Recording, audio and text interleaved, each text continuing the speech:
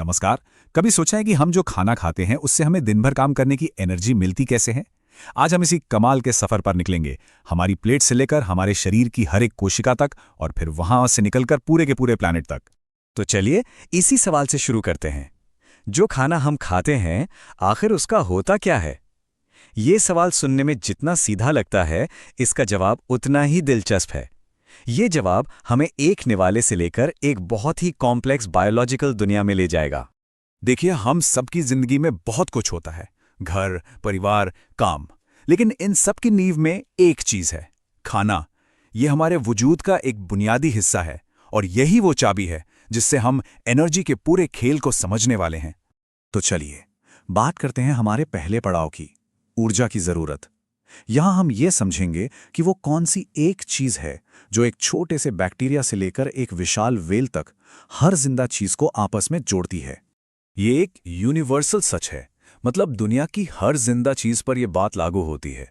जिंदगी को चलने के लिए, बढ़ने के लिए और बस जिंदा रहने के लिए एनर्जी चाहिए।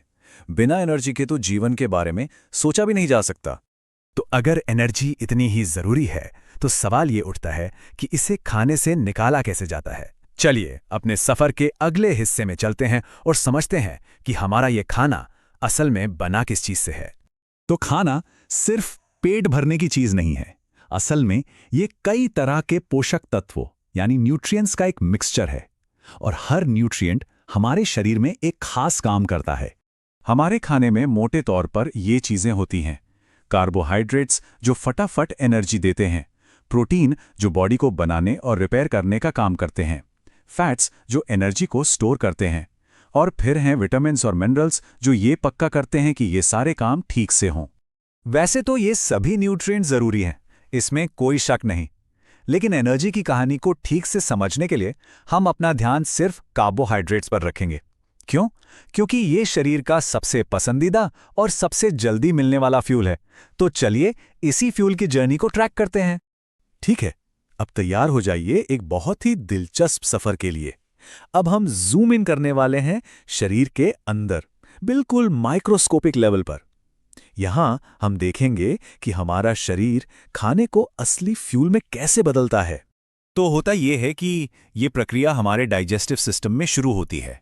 यहाँ जो भी कार्बोहाइड्रेट हम खाते हैं, मान लीजिए रोटी या चावल, वो टूटकर ग्लूकोज में बदल जाता है। ग्लूकोज एक तरह की सिंपल शुगर है और यही वो फ्यूल है जिसे हमारी कोशिकाएं यानी हमारे सेल्स इस्तेमाल कर सकते हैं। अच्छा, अब ये जो केमिकल फॉर्मूला दिख रहा है ना, इसे देख के घबराना नहीं है। ये असल में एनर्जी बनाने की एक सिंपल सी रेसिपी है। एक तरफ से आता है ग्लूकोज जो हमें खाने से मिला और ऑक्सीजन जो हम सांस से लेते हैं। जब ये दोनों मिलते हैं तो हमें मिलता है कार्बन डाइऑक्साइड, पानी और सबसे जरूरी चीज एनर्जी। तो ये सारा कमाल होता कहाँ है?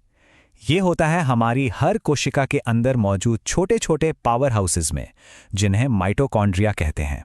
जी हाँ, हमारी हर एक कोशिका के अंदर यह सब कुछ हो रहा है। तो अगर इस पूरे कॉम्प्लेक्स प्रोसेस को बहुत ही सिंपल तरीके से समझना हो तो बस ये 3 स्टेप्स हैं। पहला, ग्लूकोज सेल के अंदर आता है। दूसरा, ऑक्सीजन वहां पहुंचती है। और तीसरा, माइटोकॉन्ड्रिया इन दोनों को मिलाकर एनर्जी बना देता है ना कमाल की बात? और इस पूरे प्रोसेस का जो फाइनल प्रोडक्ट है वो है ये खास मॉलिक्यूल एटीपी यानी एडेनोसिन ट्राइफॉस्फेट। यही वो मॉलिक्यूल है जो असल में एनर्जी को सेल के अंदर एक जगह से दूसरी जगह तक लेकर जाता है। इसे समझने का सबसे बढ़िया तरीका है इसे एनर्जी करेंसी की तरह सोचना। मतलब जैसे हमें कुछ खरीदने के लिए पैसे चाहिए, वैसे ही हमारी कोशिकाओं को कोई भी काम करने के लिए एटीपी खर्च करना पड़ता है।